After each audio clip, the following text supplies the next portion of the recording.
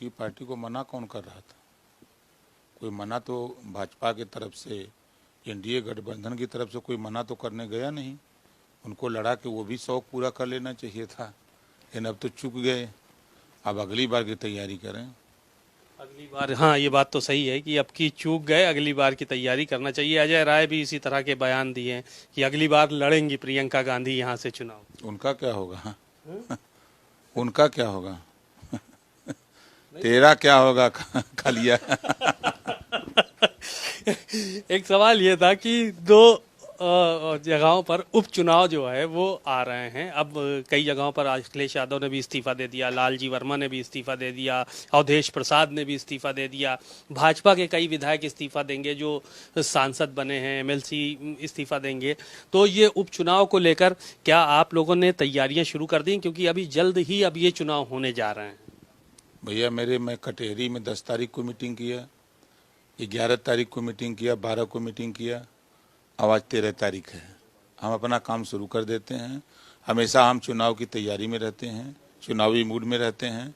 चुनाव की घोषणा चालू, हम लोगों का बाजा चालू हो।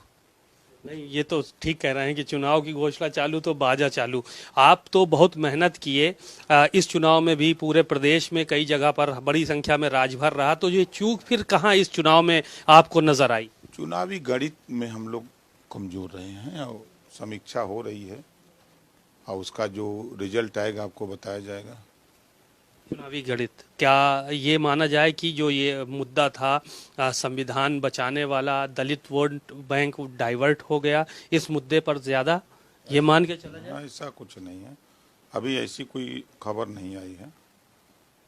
समीक्षा पूरी होती है तो बताते हैं। भारतीय जनता पार्टी के कई जगहों पर समीक्षा हुई है, ये मान रहे थे कि कुछ प्रत्याशियों के चयन में भी दिक्कत हुई है। ये बात क्या आप भी स्वीकार करते हैं?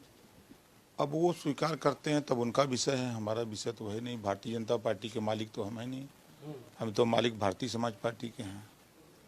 भारतीय समाज पार्टी पूरी तरह से तैयार है अगले चुनावों के लिए? तैयार है। हम हमारे इलाके में पूर्वांचल में कटेहरी खास तौर से हो रहा है। कटेहरी में हम अपना काम चालू कर दिए हैं और जगह जगह जहाँ जहाँ है तहाँ तहाँ हमारे नेता अपना बैठक का काम शुरू कर दिए हैं। एक आखिरी सवाल और ले लेते हैं कि मायावती जी को उत्तर प्रदेश में 0 सीटें हासिल हुई और उनके तमाम नेता इस बात को जो है वो कह रहे हैं कि एक कहीं ना कहीं जो है वो बड़ी चूक हुई है, किसी न किसी समीक्षा वो भी कर रही हैं। मायावती का वोट बैंक अखिलेश यादव की तरफ खिसक गया, हार के पीछे क्या ये भी कारण है? ऐसा कुछ नहीं है। जो देश और प्रदेश में सत्ता में रहती थी कांग्रेस, उत्तर प्रदेश में उसके 2 एमएलए हैं। अभी अभी जो है उसके इस चुनाव में थोड़ा प्रगति हुई है। तो ये राजनीति में उतार चढ़ाव होते रहते हैं, उससे कोई दिक्कत नहीं है। बहुजन समाज पार्टी ने schedule caste, schedule tribes, backward और गरीब कमज़ोर लोगों के लिए जो जागृति मान्यवर कांशीराम जी ने किया, जो लोगों में उत्तेजना पैदा किया, कोई माई के लाल नहीं कर सकता है। आज चाहे जो जितना बने, जो धरती पर कांशीराम जी करके चले गए वो कोई नहीं कर सकता। पूर्वांचल में ये मान के चलते हैं कि मुख्तार का मुद्दा हावी रहा, ये बात क्या स्वीकार करते हैं? ऐसा कुछ नहीं रहा है, चुनावी गणित होती है।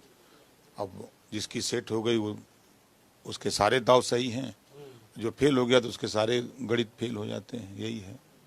चलिए, शुक्रिया।